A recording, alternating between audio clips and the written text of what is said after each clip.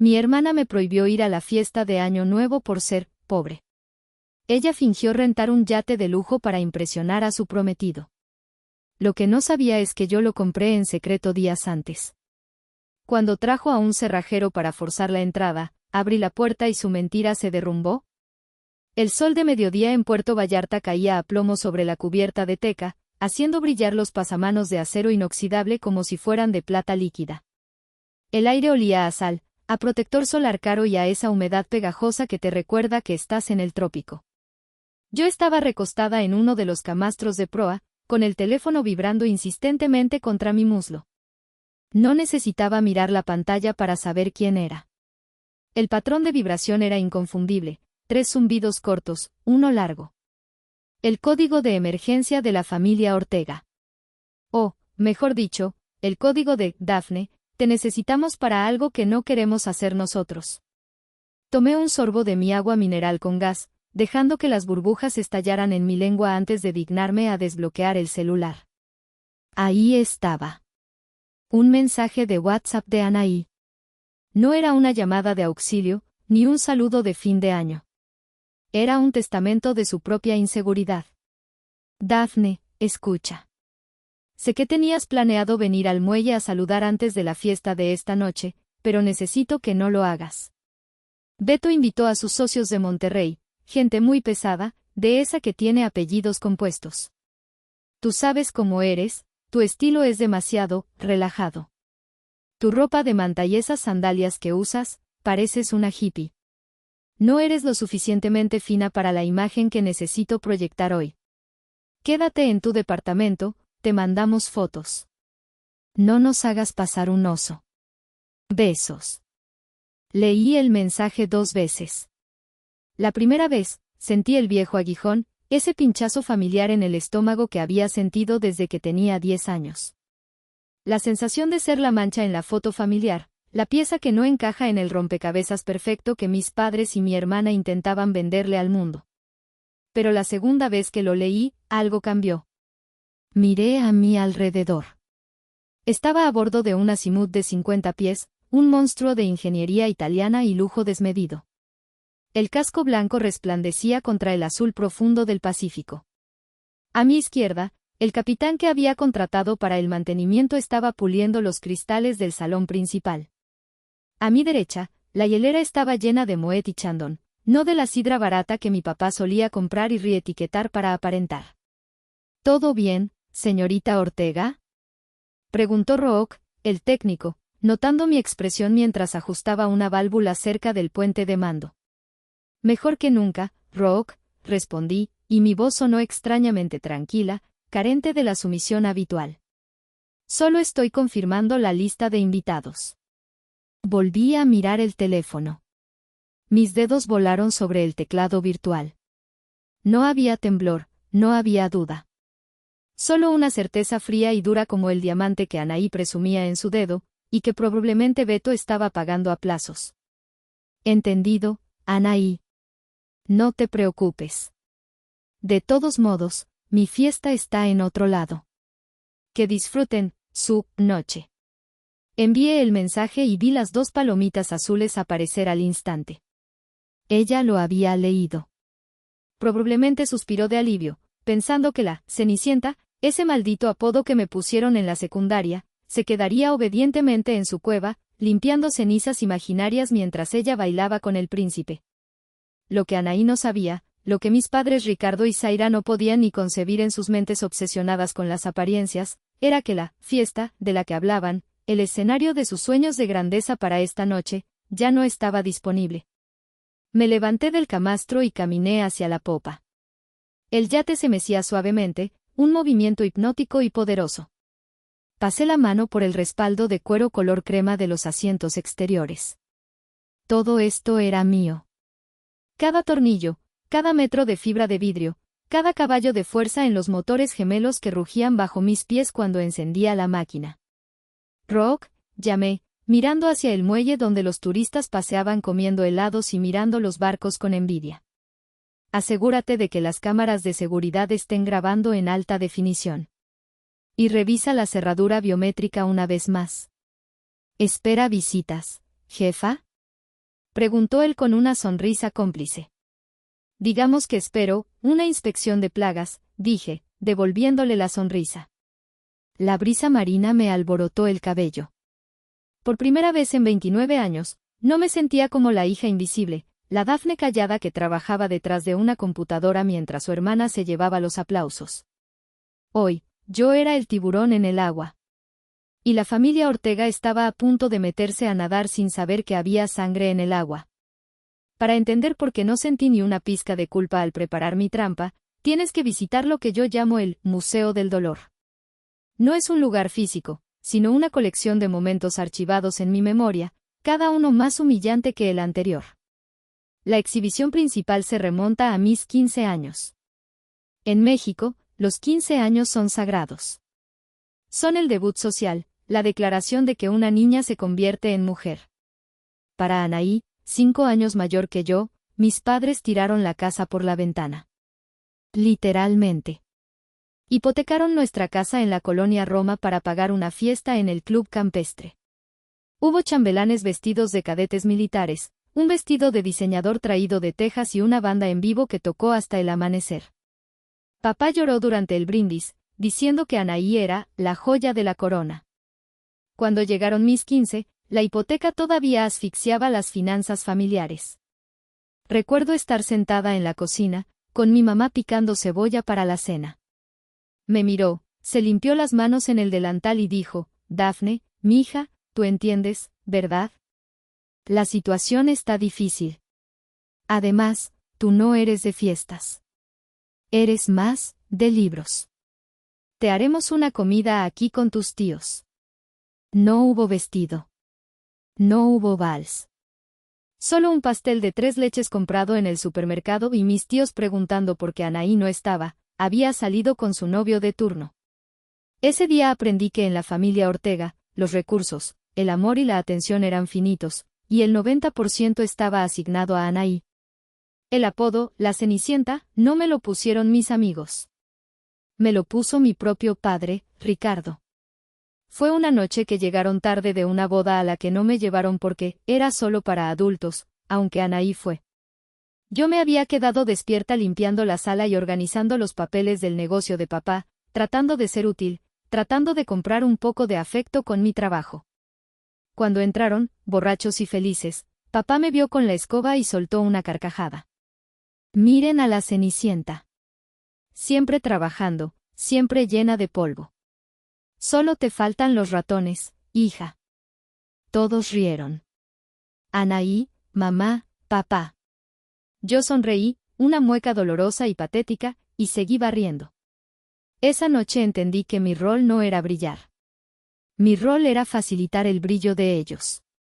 Pero la pieza más reciente de este Museo del Horror fue hace apenas 6 meses. Papá tuvo un susto cardíaco. Nada grave, pero requirió una intervención privada de emergencia porque no tenían seguro médico, habían dejado de pagarlo para mantener el leasing de la camioneta de Anaí. Necesitaban 50,000 pesos, y rápido.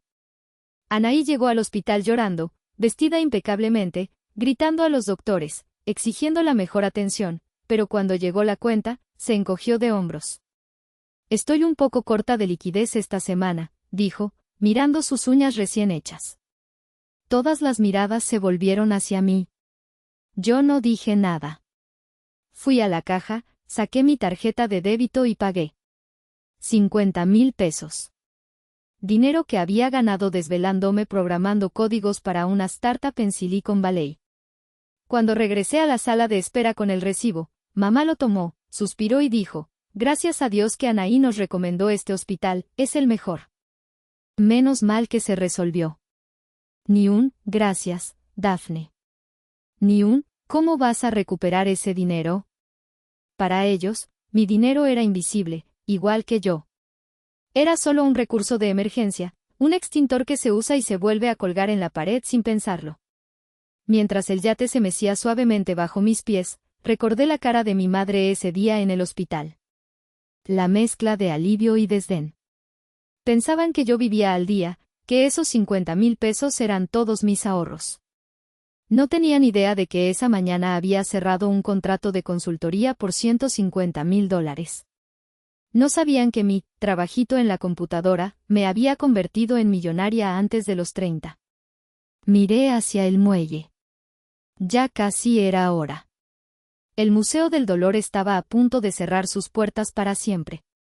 Hoy inauguraba una nueva exhibición, La venganza de la Cenicienta. Y la entrada iba a costarles muy cara. La compra del yate no fue un impulso. Fue una operación quirúrgica, ejecutada con la frialdad de un francotirador. Todo comenzó hace 3 semanas, cuando escuché a Anaí presumiendo por teléfono con su prometido, Beto. Sí, amor. Ya tengo el lugar perfecto para Año Nuevo. Mi tío, bueno, un amigo muy cercano de papá, nos va a prestar su yate en Vallarta. Es un azimut. Precioso. Vamos a ser la envidia de todo el club. Me quedé helada. Sabía de qué barco hablaba. El Azur. El dueño era, en efecto, un viejo conocido de papá, un hombre llamado Don Carlos que estaba en bancarrota y tratando de liquidar sus activos antes de huir a España. Anaí, en su delirio de grandeza, había asumido que podría convencerlo de prestarle el barco por una noche a cambio de unas botellas de tequila y su sonrisa encantadora. Era su modus operandi, pedir favores basándose en promesas vacías. Llamé a Aitana, mi abogada y única amiga real, esa misma tarde. Aitana, investiga el estatus del azimut de Don Carlos en la Marina de Vallarta. Ahora. 2 horas después, Aitana me devolvió la llamada. Su voz era pura adrenalina. Dafne, es tu día de suerte. Carlos está desesperado. El banco está a punto de embargar el barco. Necesita 1.2 millones de dólares en efectivo, y los necesita para el viernes. Si alguien llega con el dinero, se lo lleva. Prepara los papeles, le dije sin dudar. Crea una LLC. Quiero que el comprador sea anónimo. ¿Nombre de la empresa? Preguntó ella, con el teclado sonando de fondo. Hice una pausa, mirando mi reflejo en la pantalla apagada de mi laptop. La Cenicienta LLC. La transacción se hizo en una oficina gris y sin ventanas en Guadalajara. Don Carlos estaba sudando, firmando documento tras documento sin siquiera leerlos. Cuando vio la transferencia confirmada en su cuenta de las Islas Caimán, casi me besa la mano. No me reconoció. Para él, yo era solo la representante legal de un grupo inversor. El barco es suyo, dijo, entregándome las llaves maestras y los códigos de acceso. Dígale a sus jefes que es una máquina preciosa. Solo, tengan cuidado con la familia Ortega. El padre, Ricardo, me ha estado llamando para pedirlo prestado. Son unos gorrones. Sonreí. No se preocupe, don Carlos. Nos encargaremos de los Ortega. En cuanto los papeles estuvieron firmados, volé a Vallarta. Lo primero que hice fue cambiar el nombre en la popa.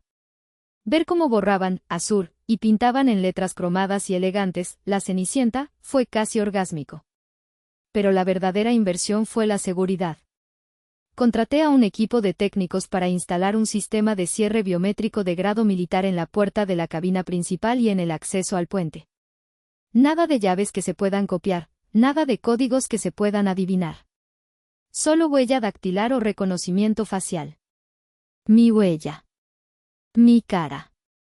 ¿Esto es legal en aguas mexicanas? Le pregunté a Aitana mientras probábamos el sistema. Totalmente, respondió ella, revisando los estatutos marítimos. Es propiedad privada. Es como si pusieras una puerta blindada en tu casa. Si alguien intenta entrar sin autorización, es allanamiento. Y con la nueva legislación de Jalisco, la policía turística no se anda con rodeos. Me pasé los últimos 3 días viviendo a bordo, familiarizándome con cada rincón. Aprendí a encender el generador, a controlar el aire acondicionado por zonas, a usar el sistema de sonido envolvente. Llené la cocina con mis comidas favoritas, quesos importados, jamón serrano, chocolates suizos. Cosas que nunca había podido disfrutar en casa de mis padres porque eran muy caras y se reservaban para las visitas importantes. Ahora, sentada en el puente de mando, miraba el atardecer teñir el cielo de naranja y violeta. La Cenicienta, no era solo un barco. Era mi fortaleza. Era la prueba física, flotante y tangible de que yo no era la inútil que ellos creían. Y esta noche, cuando intentaran invadir mi fortaleza con sus mentiras y su arrogancia, se encontrarían con que el puente levadizo estaba subido y los cañones estaban cargados. Mientras yo disfrutaba de la paz del océano, en tierra firme se estaba gestando una tormenta.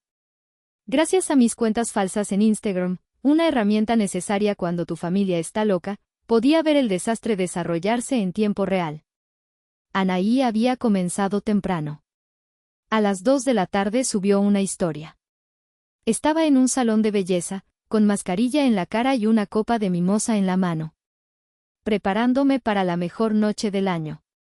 Almohadilla Just Life, almohadilla Puerto Vallarta, almohadilla Ortega Style. Pero detrás de los filtros, la realidad era otra. Aitana me reenvió capturas de pantalla de un grupo de WhatsApp de organizadores de eventos en Vallarta. Al parecer, Anaí había estado llamando frenéticamente a todas las agencias de renta de barcos desde las 10 de la mañana. Busco yate para 20 personas. Urgente. Pago con exposición en redes sociales y mención a influencers. Nadie le contestó. En Nochevieja, en Puerto Vallarta, si no reservaste hace 6 meses, estás frito. Y menos si ofreces pagar con likes. Su plan original de manipular a don Carlos se había derrumbado cuando él dejó de contestar el teléfono, probablemente ya estaba en un avión a Madrid. A las 5 de la tarde, la desesperación subió de nivel. Anaí publicó una foto antigua, de hace 3 años, en la proa de un barco genérico. Contando las horas para recibir el 2024 en el mar. Los envidiosos dirán que es Photoshop. La ironía era deliciosa. Ella misma se estaba arrinconando. Había prometido a Beto y a su familia política una fiesta en un yate privado. Beto, que venía de una familia de Monterrey muy tradicional y adinerada, no era tonto, pero estaba cegado por el encanto de Anaí. Si ella le decía que había yate, él esperaba yate. Si no había barco, la mentira de que los Ortega eran una familia, bien conectada, y, de clase, se desmoronaría. Pude imaginar la conversación en el Airbnb barato que habían rentado en la zona vieja del pueblo. Mamá estaría histérica, abanicándose con una revista. Papá estaría caminando de un lado a otro, maldiciendo a don Carlos por traicionarlos. ¿Y Anaí? Anaí estaría maquinando. Y entonces, sucedió lo que predije. La mente retorcida de mi hermana encontró una solución. Recordó que don Carlos solía dejar una copia de las llaves mecánicas escondida en un compartimento secreto cerca del ancla, una vieja costumbre de los marineros de la vieja escuela. Seguro el barco sigue ahí, la imaginé diciendo. Don Carlos se fue, pero el barco está ahí. Solo necesitamos entrar. Le diremos a Beto que el capitán se enfermó y que nosotros mismos lo manejaremos. Papá sabe navegar un poco, ¿verdad? Ricardo, mi padre, que apenas sabía manejar un auto automático sin rayarlo, seguramente asintió, inflado por su propio ego. Claro que sí, mija. Yo tomé un curso en el 85. Es como andar en bicicleta. La arrogancia es la madre de todas las estupideces. Decidieron que iban a tomar prestado el barco sin permiso. Después de todo, eran amigos del dueño, ex dueño, ¿no? ¿Qué era lo peor que podía pasar? Seguramente pensaron que llegarían, romperían un candado si era necesario, harían su fiesta, limpiarían un poco y se irían antes del amanecer. El crimen perfecto de la clase media aspiracional. No tenían idea de que el barco ya no tenía llaves físicas escondidas. No tenían idea de que las cerraduras habían sido cambiadas por escáneres láser. Y sobre todo, no tenían idea de que el dueño estaba dentro, esperando con palomitas de maíz y un sistema de vigilancia de 4 Kelvin. El sol comenzaba a bajar, tiñendo el cielo de tonos morados y dorados, cuando mi teléfono sonó de nuevo. Esta vez no fue un mensaje. Fue una llamada. En la pantalla apareció la foto de papá, una selfie mal encuadrada donde se le veía la papada. Dudé un segundo. Podría no contestar. Podría dejar que se estrellaran sin advertencia. Pero una parte de mí, la parte que todavía buscaba una razón para odiarlo sin remordimientos, necesitaba escuchar su voz una última vez. Necesitaba confirmar que no había salvación para esta relación. Deslicé el dedo. Bueno. Daphne. La voz de Ricardo sonaba agitada, con ese tono de falsa autoridad que usaba cuando estaba nervioso. ¿Por qué no contestas los mensajes de tu madre? Llevamos horas tratando de localizarte. Estaba ocupada trabajando, papá. ¿Qué pasa? Mira, tenemos un pequeño contratiempo logístico con el evento de esta noche, dijo, evitando la palabra problema. El catering que contratamos nos falló y necesitamos comprar licor de alta gama y algunas cosas gourmet para la cena. Ya sabes, para estar a la altura de la familia de Beto. Qué mal, dije, inexpresiva. ¿Y? Pues que necesito que nos transfieras algo de dinero. Unos 20,000 pesos deberían bastar por ahora. Tu hermana tiene sus tarjetas al límite por los depósitos del salón y yo, bueno, tú sabes que el banco me tiene bloqueado hasta el lunes. Suspiré, cerrando los ojos. Ni siquiera me preguntaba cómo estaba. No me invitaba a la solución. Solo me veía como un cajero automático con patas. Papá, no tengo 20,000 pesos disponibles ahora. Es fin de mes. No me mientas. Estalló, perdiendo la compostura. Sabemos que te pagan en dólares en ese trabajo tuyo de internet. No seas egoísta, Daphne. Es la noche más importante de la vida de tu hermana. Si esto sale mal, Beto podría dudar, y sabes lo que eso significa para la familia. Necesitamos que se case bien.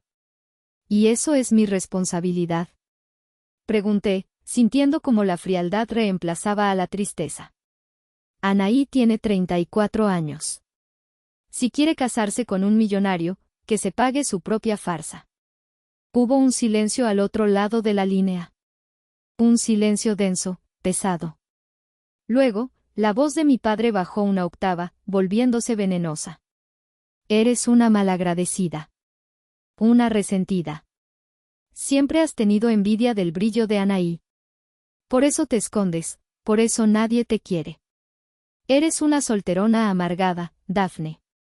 Si no nos ayudas hoy, olvídate de que tienes padre. Olvídate de esta familia. Esas palabras deberían haberme dolido. Deberían haberme hecho llorar.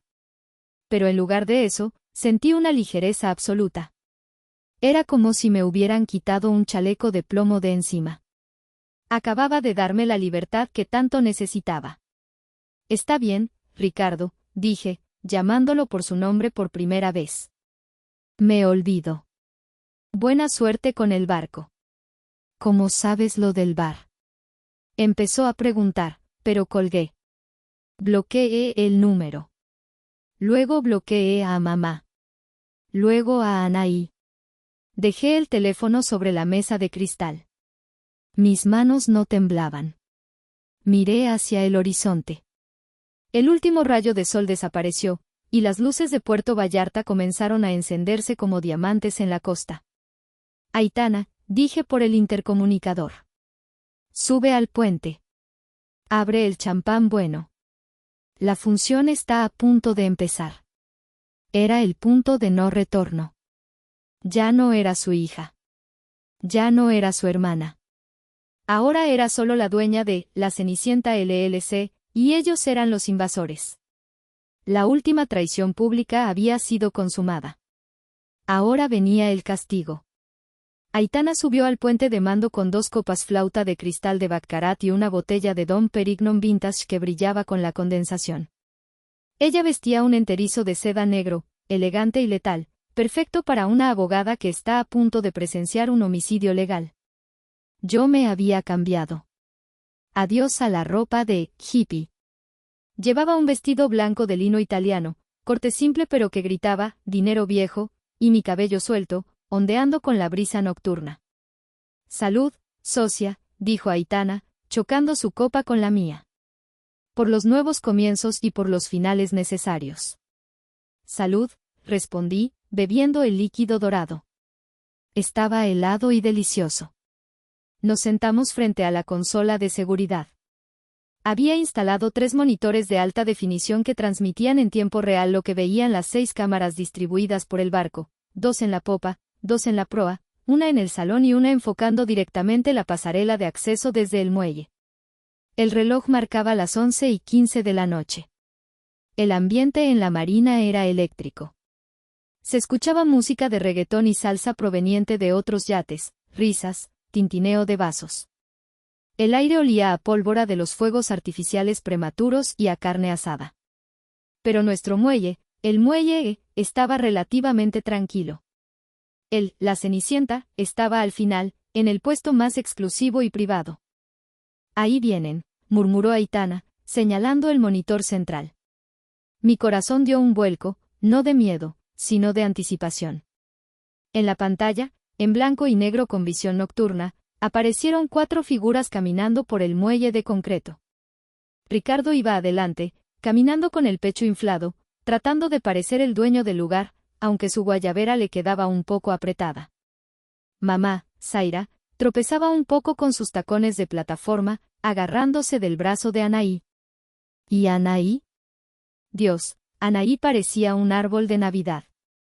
Llevaba un vestido de lentejuelas doradas que brillaba excesivamente bajo las luces del muelle, y arrastraba una maleta rodante pequeña, seguramente con el alcohol y la decoración barata. Detrás de ellos, un hombre bajito con una gorra de béisbol y una caja de herramientas caminaba mirando nerviosamente a los lados. El cerrajero. O más bien, el cómplice involuntario. Mira eso, dije, señalando la pantalla. Ni siquiera contrataron a alguien para cargar las cosas. Son tan codos que están cargando su propia fiesta de lujo. Los vi detenerse frente a la pasarela La Cenicienta. Anaí señaló el barco con un gesto grandilocuente, como si estuviera presentándole el Taj Mahal a unos turistas. Es este. Pude leer en sus labios gracias a la alta definición. Rápido, suban antes de que llegue la gente de Beto. Subieron por la pasarela. El barco se inclinó imperceptiblemente con el peso. Escuché sus pasos en la cubierta de teca a través de los micrófonos externos. Tac, tac, tac. El sonido de la invasión. Se agruparon frente a la puerta corrediza de cristal ahumado que daba acceso al salón principal. Estaba cerrada, por supuesto. El panel biométrico brillaba con una luz azul suave, futurista y desafiante. ¿Dónde está la llave, Anaí? Preguntó mamá, su voz captada claramente por el sistema de audio. Debería estar aquí, o el código. Anaí empezó a tocar el panel sin sentido, dejando sus huellas grasosas en el cristal. Maldita sea. Don Carlos cambió el sistema. Haz algo. Siseo Ricardo. Beto llega en 20 minutos. Anaí se giró hacia el hombre de la gorra. Oye tú. Ábrela. Te pagué 5,000 pesos. Ábrela ya. El cerrajero se rascó la cabeza, mirando el panel biométrico. Señorita, esto no es un candado Master Lock. Esto es tecnología de punta. Necesito un bypass electrónico o un taladro industrial. Y va a hacer ruido. No me importa el ruido. Gritó Anaí, perdiendo la fachada de niña buena. Rompe el cristal si es necesario. Es mi barco. Tengo derecho a entrar. Aitana y yo nos miramos. Era el momento. ¿Lista? Preguntó ella. Nací lista, respondí. Puse mi dedo sobre el botón de desbloqueo remoto en la consola. No iba a dejar que rompieran mi puerta. Iba a invitarles a pasar a su propia pesadilla. La tensión en la cubierta inferior era palpable.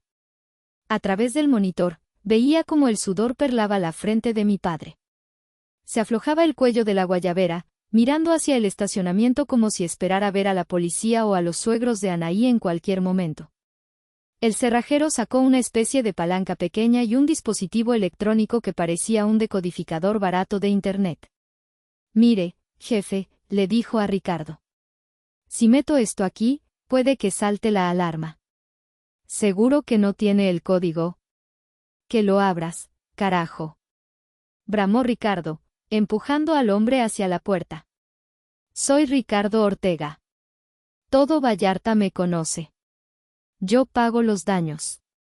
Era patético. Todo Vallarta, probablemente lo conocía como el tipo que dejaba propinas del 5% y devolvía el vino en los restaurantes para no pagarlo. El cerrajero suspiró, se arrodilló y acercó su herramienta al marco de la puerta. Anaí estaba mordiéndose una uña, arruinando su manicure de 1,000 pesos. Mamá estaba arreglando un centro de mesa floral que había sacado de la maleta, como si poner unas flores marchitas fuera a legitimar el allanamiento. Ya casi, dijo el cerrajero. Creo que puedo forzar el solenoide, ¿sí? No dejé que terminara. Presioné el botón. Beep, beep. Clic. El sonido fue nítido y cortante. El mecanismo de cierre se retrajo con un sonido hidráulico satisfactorio. La luz azul del panel cambió a verde. La puerta de cristal se deslizó suavemente hacia un lado, abriéndose de par en par. El cerrajero cayó hacia adelante, perdiendo el equilibrio porque ya no había resistencia. Anaí soltó un grito de triunfo. ¿Vieron? Les dije, exclamó, levantando los brazos. Sabía que don Carlos lo desbloquearía remotamente. Seguro vio mi mensaje. Entren rápido, ordenó Ricardo, empujando a su esposa y a su hija hacia adentro. Tú, cerrajero, espérate afuera. No entres con esas botas sucias. La familia Ortega cruzó el umbral. Entraron al salón principal con aire de conquistadores. ¡Wow! Exclamó Zaira, mirando los acabados de madera y los sofás de cuero blanco. Esto sí es clase, Anaí. Beto se va a caer de espaldas. Pongan el champán en la hielera, rápido, dirigió Anaí. Papá, busca donde se prenden las luces de ambiente. Quiero todo morado. Estaban tan ocupados admirando su conquista y dándose órdenes unos a otros que no se dieron cuenta de que no estaban solos. No notaron que el aire acondicionado ya estaba encendido. No notaron el olor a perfume Chanel que flotaba en el aire. Y ciertamente, no notaron a las dos figuras sentadas en la penumbra del área del bar, observándolos en silencio. Yo giré mi silla lentamente. Aitana encendió la lámpara de mesa con un clic suave. Buenas noches, familia, dije. Mi voz no era alta, pero resonó en el silencio repentino del salón como un disparo. Se congelaron. Literalmente. Mamá se quedó con una botella de tequila barato en la mano. Ricardo se quedó con el dedo en un interruptor de luz. Anaí se giró lentamente, con los ojos abiertos como platos, como si hubiera visto un fantasma. La trampa se había cerrado. Y la presa estaba adentro. El silencio duró 3 segundos, pero pareció una eternidad. Podías escuchar el zumbido suave del refrigerador y la respiración agitada de mi padre. ¿Dafne? Susurró Anaí. Su voz temblaba, una mezcla de confusión y furia. ¿Qué demonios haces aquí? Se recuperó rápido.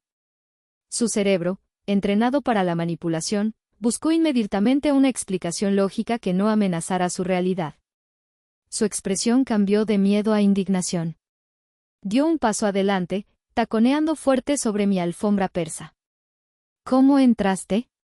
Gritó, señalándome con un dedo acusador. Ah, ya sé.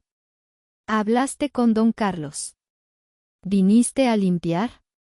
¿Te contrató para el servicio de limpieza antes de que llegáramos? Mamá soltó el aire, aliviada por esa explicación ridícula. Ay, Dafne. Qué susto nos diste, dijo Zaira, poniendo la mano en su pecho. Mija, si viniste a ayudar a servir, hubieras avisado. Mira, toma estas bolsas y ve a la cocina a preparar los canapés. Beto llega en 15 minutos y no quiero que te vea con esa ropa, aunque, bueno, ese vestido se ve mejor que tus trapos usuales. Ricardo, envalentonado, se acercó al bar donde estábamos sentadas. ¿Y tú quién eres?, le ladró a Aitana. ¿Otra sirvienta? Quítense de ahí. Ese es el lugar para los invitados VIP. Muévanse. Me quedé sentada, cruzando las piernas con elegancia. Tomé un sorbo lento de mi copa, mirándolos por encima del borde del cristal. No me moví. No obedecí. Y eso los descolocó más que cualquier grito. No soy la sirvienta, Anaí, dije suavemente. Y no estoy aquí para limpiar tu desastre. Entonces, ¿qué haces en mi barco?, chilló Anaí, su cara empezando a enrojecerse. Lárgate. Si Beto te ve aquí, arruinarás la estética. Eres una igualada. ¿Tu barco?, pregunté, arqueando una ceja. ¿Tienes los papeles, Anaí? ¿Tienes el contrato de renta? ¿O solo tienes una mentira y un cerrajero ilegal esperando afuera?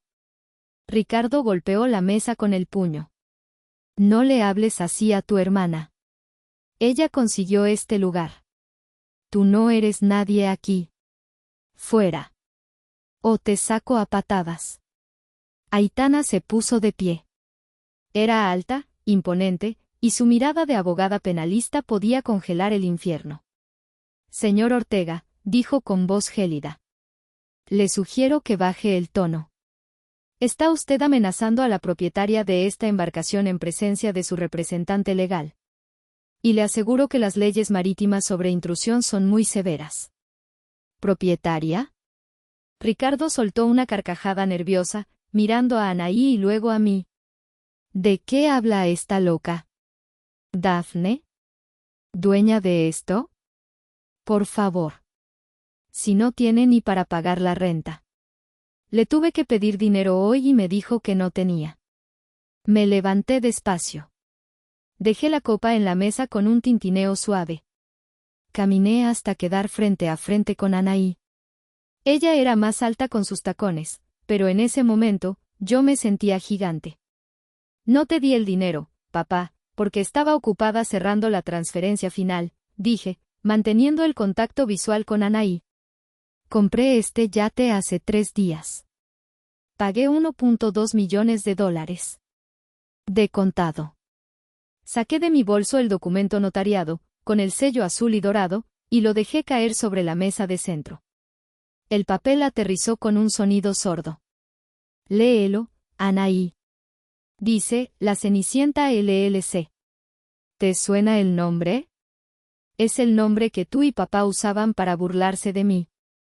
Bueno, resulta que la Cenicienta ahora es dueña del castillo. Y las hermanastras feas, no están invitadas. Anaí tomó el papel como si estuviera ardiendo. Sus ojos recorrían las líneas frenéticamente, buscando una falla, una mentira, algo que le permitiera seguir viviendo en su fantasía. Esto es falso, murmuró, con la voz quebrada. Es una broma. Tú imprimes cosas en tu computadora. Eres una farsante. Revisa el sello digital, dije. Escanea el código QR con tu teléfono de última generación. Vamos, hazlo. Ricardo le arrebató el papel. Él sabía leer contratos. Vi cómo su cara pasaba del rojo de la ira al gris de la incomprensión y finalmente al blanco del terror. Es real, susurró. Zaira, es real. Está a nombre de una empresa, y la firmante es Dafne Ortega. Zaira se llevó las manos a la boca. $2 millones. Balbuceó. ¿De dónde sacaste ese dinero? ¿Drogas? ¿Lavado de dinero?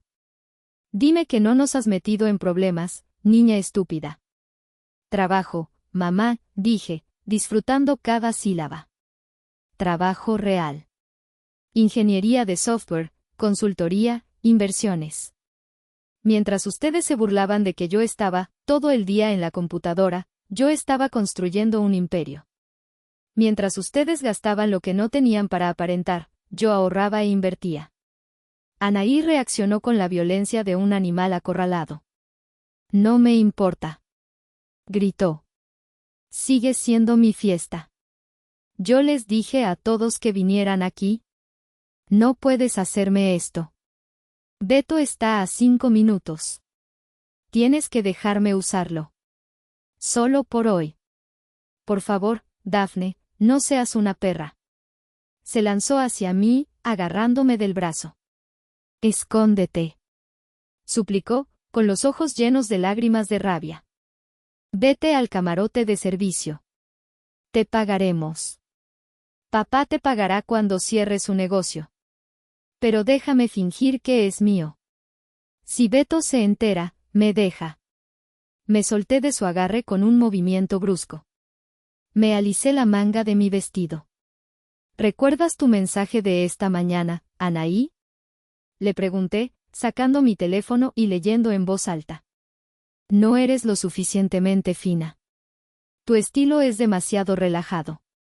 No nos hagas pasar un oso. Ella se quedó paralizada. Eso fue, solo estaba estresada. No, la corté. Fue la verdad. Fue lo que realmente piensas. ¿Crees que la clase se compra con un vestido de lentejuelas y una botella de champán fiada? Pero la clase, querida hermana, es tener dignidad. Es no vivir de mentiras. Y tienes razón en una cosa, yo no encajo en tu fiesta. Caminé hacia el panel de control del salón y presioné un botón. Las luces moradas que Anaí había pedido se apagaron, reemplazadas por una luz blanca, brillante y clínica, que revelaba cada imperfección de su maquillaje corrido y el sudor en la calva de mi padre. Mi fiesta es esta, dije, extendiendo los brazos. Es la fiesta de la verdad. Y en mi fiesta, no se admiten parásitos. Hija, por favor.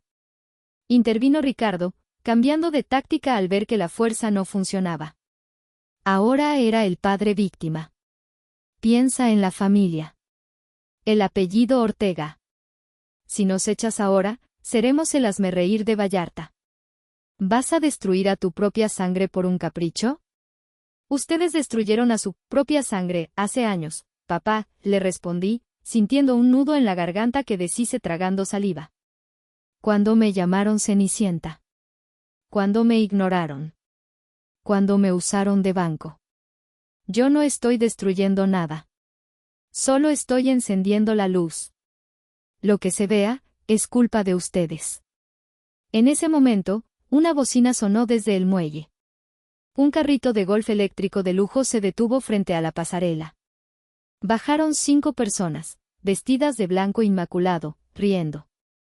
Al frente iba un hombre alto, apuesto, con cara de niño bien. Era Beto. Y traía a sus padres. Anaí. Gritó Beto desde el muelle, saludando con la mano. ¡Guau, amor! No bromeabas. Es espectacular. Anaí se puso pálida como un cadáver. Me miró con terror absoluto. Daphne, te lo suplico, te doy lo que quieras. Sonreí. Lo siento, Anaí. No tienes nada que yo quiera. Beto y su comitiva comenzaron a subir por la pasarela, ajenos al drama que se desarrollaba dentro. Permiso para abordar, capitana. Bromeó Beto, entrando al salón con una sonrisa de $1.000.000. Su sonrisa se congeló al ver las caras de funeral de los Ortega y a mí, parada en el centro como una estatua de la justicia. Beto, gimió Anaí, tratando de bloquearle la vista. Amor, hay un problema, el aire acondicionado, tenemos que irnos. ¿Qué? Beto frunció el ceño. Pero si se siente perfecto aquí. ¿Quiénes son ellas? Preguntó, mirándome a mí y a Aitana. Aitana dio un paso adelante. Buenas noches. Soy Aitana Reyes, abogada de la señora Daphne Ortega, propietaria de este yate. Y me temo que hay una confusión. No hay ninguna fiesta programada aquí esta noche.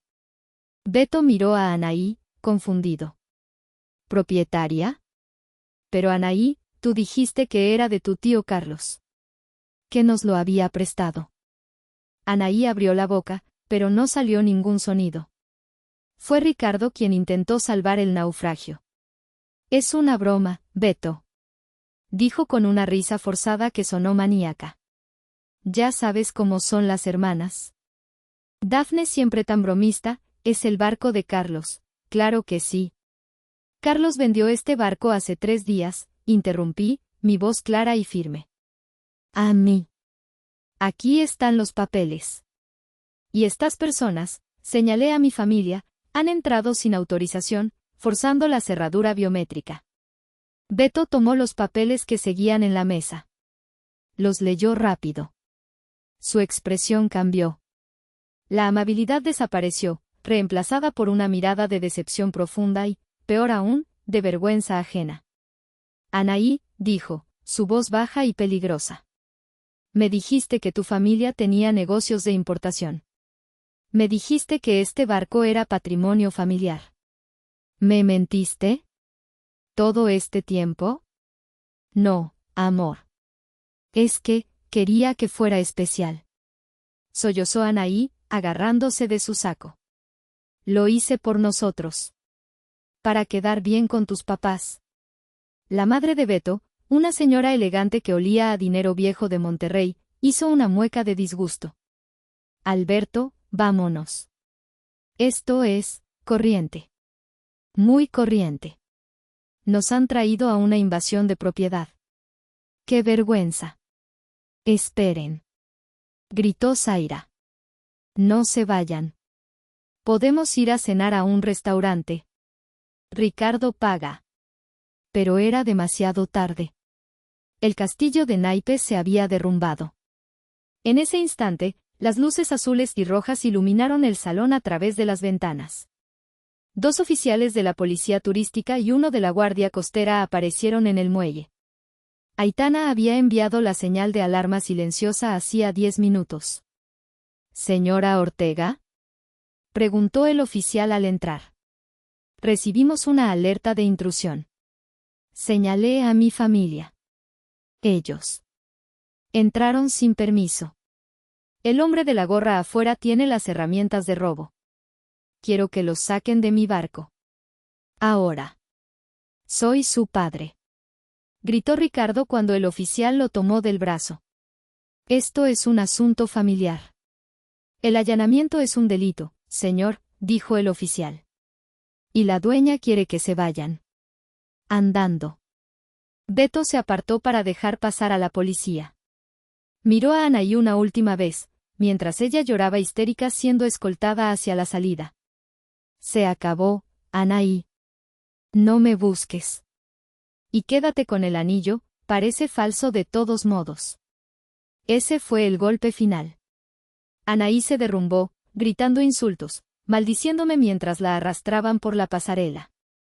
El caos se disipó tan rápido como había llegado. En cuestión de minutos, el muelle quedó vacío de gritos. La policía se llevó a mi familia y al cerrajero para tomarles declaración en la oficina de la Marina. Beto y su familia desaparecieron en su carrito de golf, probablemente hacia algún hotel de 5 estrellas donde la realidad no pudiera tocarles. El silencio regresó al La Cenicienta. Pero ahora era un silencio diferente. No era vacío. Era limpio. Aitana se acercó y me puso una mano en el hombro. ¿Estás bien? Respiré hondo. El aire salado llenó mis pulmones. Me sentía ligera. Sí. Estoy bien. Mejor que bien. Fueron brutales, dijo ella, sirviéndose otra copa. Pero tú fuiste un bisturí. Precisa. Miré el reloj. 11:59 de la noche, vamos afuera, dije. Ya casi es hora. Salimos a la proa. El aire de la noche era fresco. A nuestro alrededor, los otros yates estaban en plena fiesta. Nadie había notado el drama en nuestro barco, o si lo notaron, pensaron que era parte del espectáculo. La gente rica es buena ignorando los problemas ajenos. 10, 9, 8, comenzó a gritar la multitud en el malecón a lo lejos. Cerré los ojos. Pensé en la niña de 15 años barriendo la sala. Pensé en la joven de 20 pagando las cuentas del hospital en secreto. Pensé en el mensaje de esta mañana. No eres lo suficientemente fina. 3, 2, 1. Feliz Año Nuevo. El cielo estalló. Crisantemos de fuego dorado, rojo y verde iluminaron la bahía de banderas. El estruendo de los fuegos artificiales hizo vibrar la cubierta bajo mis pies. Abrí los ojos y miré las luces reflejadas en el agua oscura. Era hermoso. Y era mío. No debía nada a nadie. No tenía que fingir. No tenía que esconderme. Levanté mi copa hacia el cielo iluminado. Por la Cenicienta, murmuré para mí misma. Que ya no necesita príncipe, ni hada madrina, ni zapatos de cristal. Solo necesita su propio barco y su propia maldita cuenta bancaria. Ha pasado un mes desde esa noche. Las secuelas fueron tan dramáticas como esperaba. Anaí y Beto rompieron definitivamente. Él regresó a Monterrey, según las redes sociales, ya está saliendo con una heredera de la industria del acero. Anaí tuvo que cerrar su boutique y volver a vivir con mis padres. La deuda de sus tarjetas de crédito y el préstamo que pidieron para la boda que no fue, los está ahogando. Tuvieron que poner la casa en venta. He recibido 43 llamadas de números desconocidos. Sé que son ellos. He recibido correos electrónicos de mamá, pasando de la súplica: tu padre está enfermo, de la preocupación, al ataque: eres una hija desnaturalizada, Dios te castigará, y volviendo a la súplica: solo necesitamos un préstamo pequeño para no perder la casa. No he contestado ninguno. Aitana se encargó de todo el papeleo legal. Puse una orden de restricción contra Ricardo por amenazas. Es una medida dura, lo sé. En México, demandar a tu padre es un tabú enorme. La gente murmura. Los tíos lejanos me llaman la bruja del yate. Pero no me importa. Estoy navegando hacia el sur, hacia Zihuatanejo. Trabajo desde el barco gracias a Starlink. Mis mañanas consisten en café frente al mar y mis tardes en programar código y gestionar mis inversiones. Tengo paz. Tengo silencio. Tengo respeto por mí misma. Ayer, Aitana me llamó. Dafne, tu mamá me contactó. Dice que están vendiendo los muebles. Preguntó si podías comprarles al menos el comedor antiguo. Dice que es una reliquia familiar y que les daría pena venderlo a un extraño. En el fondo, creo que solo quieren una excusa para que les hables. Aitana hizo una pausa. Ellos dicen que la familia es lo primero. Que merecen una segunda oportunidad. Me quedé mirando el horizonte, donde el azul del cielo se funde con el mar. La familia es lo primero, Aitana, respondí. Pero yo soy mi propia familia ahora. Colgué. Y aceleré los motores. Sin embargo, a veces, en la soledad del océano, me pregunto. Aitana dice que la misericordia es una virtud de los fuertes. Ellos están perdiendo su casa, su estatus, todo lo que les importaba. Yo tengo millones. Tengo este yate. Tengo la victoria. ¿Debería enviarles un cheque anónimo? ¿Solo lo suficiente para que no terminen en la calle? ¿O dejo que se hundan en el barco de sus propias mentiras, tal como ellos me dejaron ahogarme a mí durante años? ¿Ustedes qué harían? ¿La Cenicienta debe salvar a las hermanastras malvadas, o debe dejarlas limpiar sus propias cenizas? Déjenme su opinión en los comentarios.